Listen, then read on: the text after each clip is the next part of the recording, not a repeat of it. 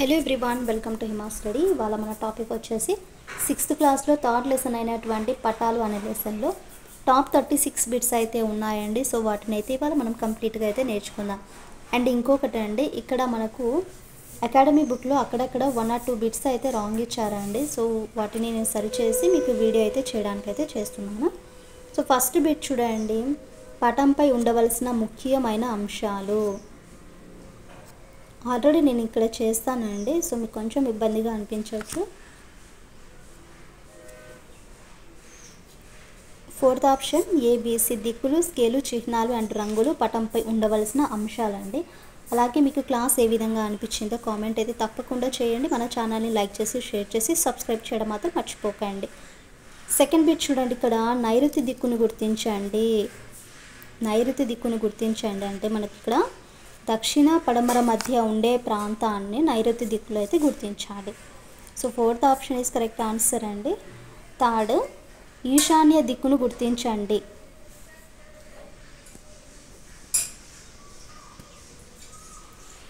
First option ఉత్తర తూర్పు మధ్య ఉండే ప్రాంతాన్ని ఈశాన్య దిక్కు అంటారు. అంటే చూడండి, ఇక్కడ ఫర్ ఎగ్జాంపుల్ ఇది మ్యాప్ అనుకోండి. ఇక్కడ మనకు ఉత్తరము, దక్షిణము, తూర్పు, పడమర. సో మనకు ఉత్తర తూర్పు దిశ అంటే ఉండేదాన్ని ఈశాన్యం అనేసి అంటారు. ఉత్తరానికి తూర్పుకు మధ్యలో ఉండే ప్రాంతాన్ని ఈశాన్యము. అలాగే ఇక్కడ చూడండి దక్షిణ పడమర. ఫర్ ఎగ్జాంపుల్ ఇక్కడ దక్షిణ పడమర కదా, ఈ దక్షిణానికి పడమరకి మధ్యలో ఉండే ప్రాంతాన్ని నైరుతి అనేసి అంటారండి. 4th క్వశ్చన్ చూడండి, వాయువ్య దిక్కును గుర్తించండి. వాయువ్య దిక్కును గుర్తించండి. 4th ఆప్షన్ ఉత్తర పడమర మధ్య ఉండే ప్రాంతం. అంటే ఈ యొక్క ఉత్తరానికి పడమరకి ఉండే ప్రాంతాన్ని వాయువ్యం అనేసి అంటారు. ఉత్తరము పడమరకు మధ్య ఉండే దిశను అంటే దిక్కును వాయువ్యం అంటారు. 5th వన్, ఆగ్నేయ దిక్కును గుర్తించండి. ఆగ్నేయ దిక్కును గుర్తించండి. 4th ఆప్షన్ దక్షిణ తూర్పు మధ్య ఉండే ప్రాంతం. అన్నీ ఇక్కడ ఖాళీ ఉంది చూడండి. దక్షిణానికి తూర్పుకి మధ్య ఉండే ప్రాంతాన్ని ఆగ్నేయం అనేసి అంటారు. మనకి అప్పుడప్పుడు ఋతుపవనాలు వస్తాయి కదా అండి, నైరుతి ఋతుపవనాలు అలా అనేసి. ఇక్కడ చూడాలి, నైరుతి ఋతుపవనాలు మనకు ఏ దిశలలో నుండి వస్తాయి? యొక్క తూర్పు దక్షిణ మధ్య ప్రాంతం నుండి వచ్చేదాన్ని నైరుతి ఋతుపవనాలు అంటారు. సరే అండి, ఇక్కడ దక్షిణం అంటే ఇక్కడ దక్షిణం నుండి పడమరకు మధ్యలో క్లియర్గా చూపిస్తాను ఆగండి మీకు. ఇది మ్యాప్ అనుకోండి. ఇక్కడ మనకు ఉత్తరము, దక్షిణము, తూర్పు, పడమర. ఫస్ట్ వచ్చేసి ఏంటి, ఇక్కడ నైరుతి దాన్ని గుర్తించాలి. దక్షిణము పడమర అంటే ఇక్కడ దక్షిణము పడమర ఉండేదానికి నైరుతి ఋతుపవనం అంటారు కదా. ఇక్కడ నుండి మనకు వస్తాయి, అంటే కేరళ అటువంటి ప్రాంతాల నుండి నైరుతి ఋతుపవనాలు వచ్చాయనేసి అంటారు. అలాగే ఉత్తర తూర్పు, ఉత్తరానికి తూర్పుకు మధ్యలో ఉండేదానికి ఈశాన్యం అంటారు. నెక్స్ట్ వాయువ్య దిక్కును వచ్చేసి ఉత్తర పడమర. అంటే మనకి ఇక్కడ ఉత్తరం నుండి పడమరకు ఇది వాయువ్యం, ఉత్తర పడమర వాయువ్యం. మరి ఆగ్నేయం వచ్చేసి దక్షిణ తూర్పు. ఇదిగోండి ఇక్కడ ఖాళీ ఉంది కదా, దీన్ని ఆగ్నేయం అంటారు. 6th క్వశ్చన్ చూడండి, పటాలను తయారు చేసే వారిని ఈ విధంగా పిలుస్తారు. ఇక్కడ ఫ్రెండ్స్ మీరు స్కూల్ అసిస్టెంట్ వాళ్ళు అలాగే ఎస్జిటి వాళ్ళు హ్యాపీగా మీరు నేర్చుకోవచ్చు అండి. ఎందుకంటే ఇద్దరికి కూడా చాలా యూస్ఫుల్ ఉంటుంది. ఎస్జిటి వాళ్ళకి వచ్చేసి 6th నుండి 8th వరకు అయితే చదవాలి కదా మనకు డిఎస్సి ప్రిపేర్ అవ్వాలంటే. ఇంకా అసిస్టెంట్ వాళ్ళకైతే ఇంటర్ లెవెల్ వరకు అయితే చదవాలండి. ఇంటర్ వరకు ఖచ్చితంగా చదవాలి. సో ఇద్దరికి కూడా యూస్ అవుతుంది క్లాస్ అనేది. పటాలను తయారు చేసి వారిని ఏ విధంగా పిలుస్తారండి? కార్టోగ్రాఫర్స్ అనేసి పిలుస్తారు. కార్టోగ్రాఫర్స్ అంటే పటాలను తయారు చేసేవారు. 7th బిట్ చూడండి, ఇక్కడ జతపరచాలి. జతపరిచేటప్పుడు కూడా మనకు కొద్దిగా కన్ఫ్యూజన్ అవుతుంది. జాగ్రత్తగా పరిశీలిస్తూ ఆన్సర్ అనేది చేయండి.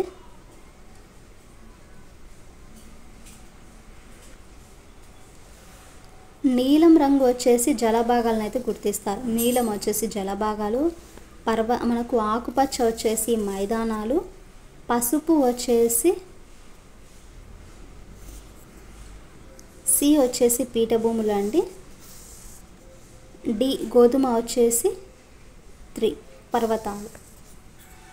So third option is correct answer అండి. ఏ వచ్చేసి 4, బి వచ్చేసి 2, సి వచ్చేసి 1, డి వచ్చేసి 3.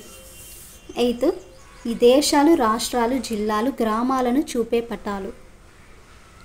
ఖచ్చితంగా ఇందులో నుండి ఒక బిట్ రావడం అయితే పక్కా అండి. దేశాలు, రాష్ట్రాలు, జిల్లాలు, గ్రామాలను చూపే పటాలు.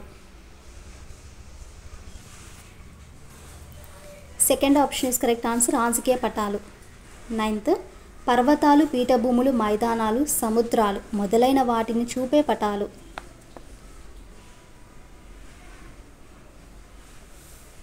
భౌతిక పటాలండి. సో ఈ యొక్క భౌతిక పటాలు పర్వతాలు, మైదానాలు, పీఠభూములు, సముద్రాలు వంటి వాటిని అయితే చూపుతాయి.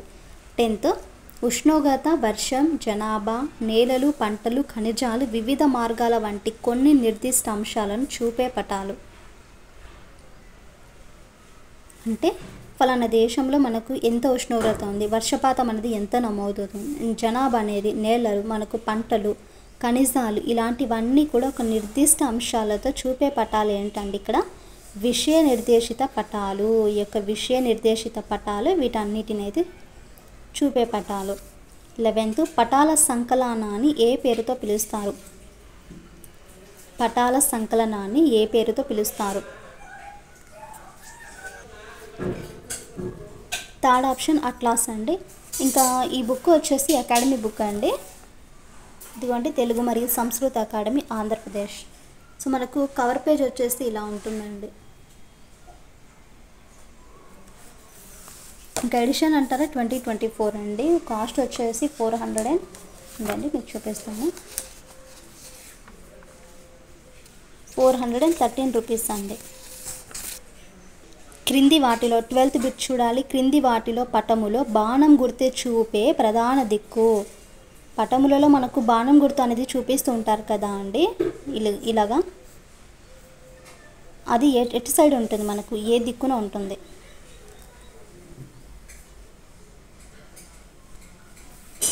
ఎస్ కరెక్ట్ అండి, ఉత్తర దిక్కులో మనకు ఈ యొక్క బాణం గుర్తు అనేది ఉంటుంది.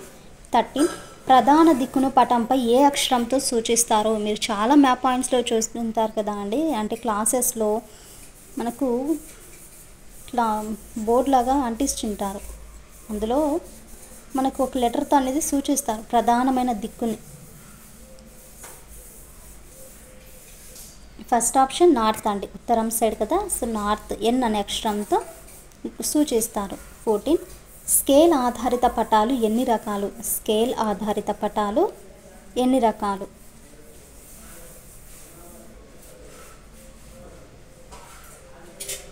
First option 2 రకాలండి. స్కేల్ ఆధారిత పటాలు 2 రకాలు. అవేంటి? పెద్ద తరహా పటాలు, చిన్న తరహా పటాలు అంటారు కదా, సో అలాగా. 15 టెరెస్ట్రియల్ మ్యాప్స్, టోపోగ్రాఫిక్ మ్యాప్స్ అనేవి ప్రధానంగా దేనిని సూచిస్తాయి?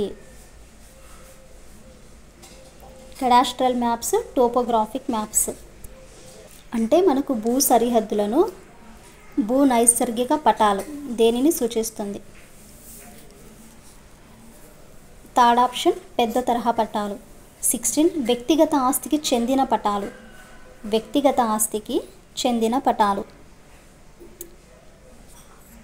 First option is correct answer అంటే పెద్ద తరహా పటాలు. ఇందులో మీరు గుర్తించాల్సింది ఏంటంటే గమనించాల్సింది ఈ యొక్క పెద్ద తరహా పటాలులోనే సరిహద్దు పటాలు అనేసి ఉంటుంది కాబట్టి సరిహద్దు పటాలలో వ్యక్తిగత ఆస్తికి చెందిన పటాలు, పెద్ద తరహా పటాలు అనేది ఆన్సర్ ఇచ్చారండి ఇక్కడ. క్వశ్చన్ నెంబర్ 17 పెద్ద తరహా పటాలకు చెందని అంశాన్ని గుర్తించండి.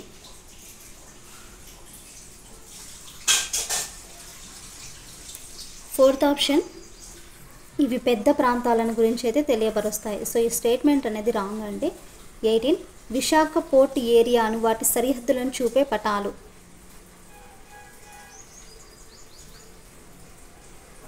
ఇక్కడ సరిహద్దులు అనేసి ఉంది కదా, సో మనకు second option is correct answer అండి, పెద్ద తరహా పటం. 19 గోడ పటాల ప్రధాన ఉపయోగం.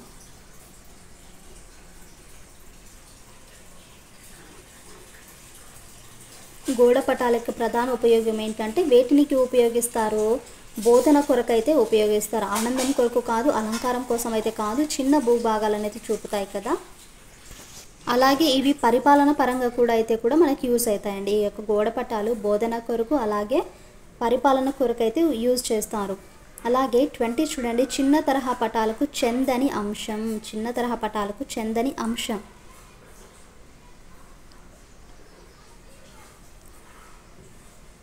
Fourth option is correct answer అండి. ఇవి వ్యక్తిగత సరిహద్దులను తెలియజేస్తాయి. వ్యక్తిగత సరిహద్దులను తెలియజేసేది ఏంటంటే పెద్ద తరహా పటాలు. అలాగే 21 చూడండి, జీపీఎస్ను విస్తరించండి. ఈ జీపీఎస్ను కంప్లీట్గా వాటి యొక్క మీనింగ్ అనేది చెప్పండి.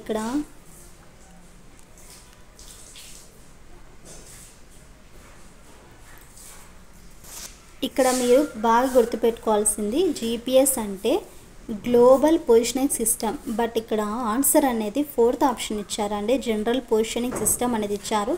సో మీరు చేసేటప్పుడు బిట్ ఇది అస్సలు చేయకండి, ఆన్సర్ ఇదే ఇచ్చారు అకాడమిక్ బుక్లో. నెక్స్ట్ 22, జీపీఎస్ వల్ల ప్రధాన ఉపయోగం కానిది. జీపీఎస్ వల్ల ఉపయోగం కానిది ఏంటండి?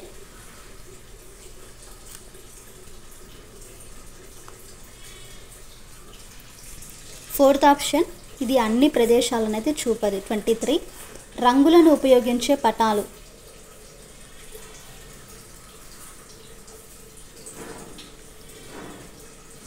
ఫోర్త్ ఆప్షన్ 1 మరియు 2 అంటే విషయ నిర్దేశిత పటాలు.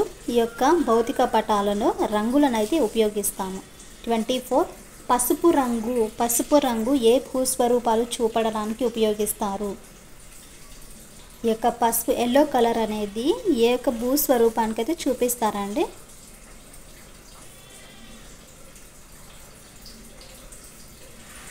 Second option పీఠభూములు. 25, గోధుమ రంగు బ్రౌన్ను ఏ భూస్వరూపాన్ని చూపడానికైతే ఉపయోగిస్తారు?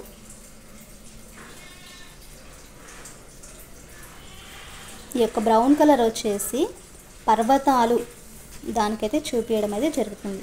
26, ఆకుపచ్చ రంగు ఏ భౌతిక స్వరూపాన్ని చూపుతుంది?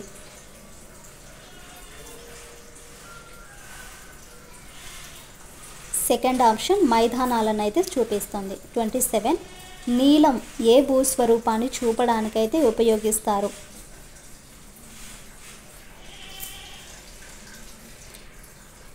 Third option జలభాగాలు. 28, రంగులకు బదులుగా దిద్దడం, గీతలు వంటి నమూనాలను ఏ పటాలలో ఉపయోగిస్తారు?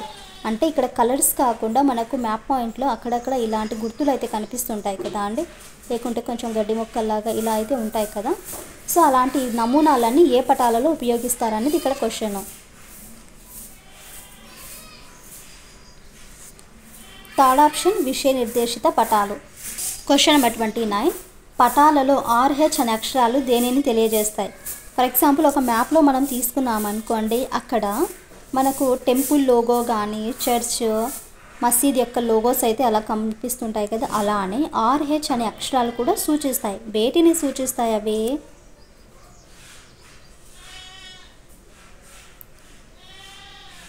ఫస్ట్ ఆప్షన్ అయితే విశ్రాంతి భవనం అండి. కన్ఫ్యూజ్ అయ్యారు కదా, రైల్వే స్టేషన్ మనకు ఇట్లా అనేసి కాదని రెస్ట్ హౌస్ విశ్రాంతి భవనాన్ని RH అనే అక్షరంతో తెలియజేస్తారు. క్వశ్చన్ నెంబర్ 30, రాము అనే బాలుడు మొదట ఉత్తర దిశగా ప్రయాణించి కుడివైపుకు తిరిగాడు. అతడు ప్రారంభించిన దిశ, చేరిన దిశలు ఏవి?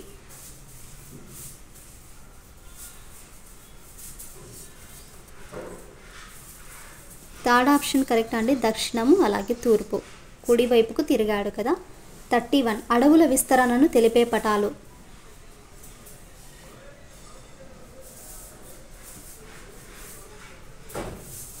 సెకండ్ ఆప్షన్ విషయ నిర్దేశిత పటము. 32, స్కేల్ దీనిలోని ఒక ఆవశ్యకమైన భాగము.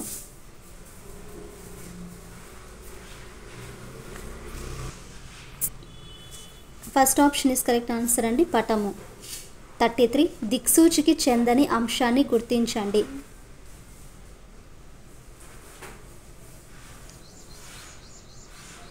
ఫోర్త్ ఆప్షన్ ప్రామాణిక కొలతలతో పటం తయారు చేయుట. 34, దిక్సూచికి చెందని అంశాన్ని గుర్తించండి. ఇక్కడ చెందని అంశాన్ని గుర్తించండి. ఇక్కడ సో సేమ్ ఉన్నాయి కదా. ఇక్కడ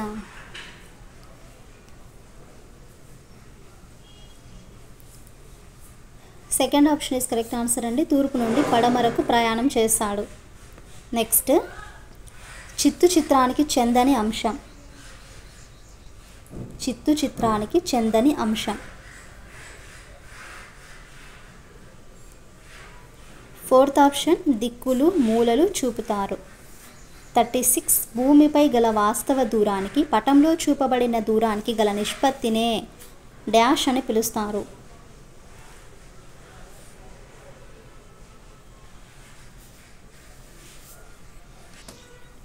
థర్డ్ ఆప్షన్ స్కేల్ అంటారండి. సో ఇవి ఫ్రెండ్స్ పటాలు అనే లెసన్ గురించి టాప్ 36 బైట్స్ అయితే.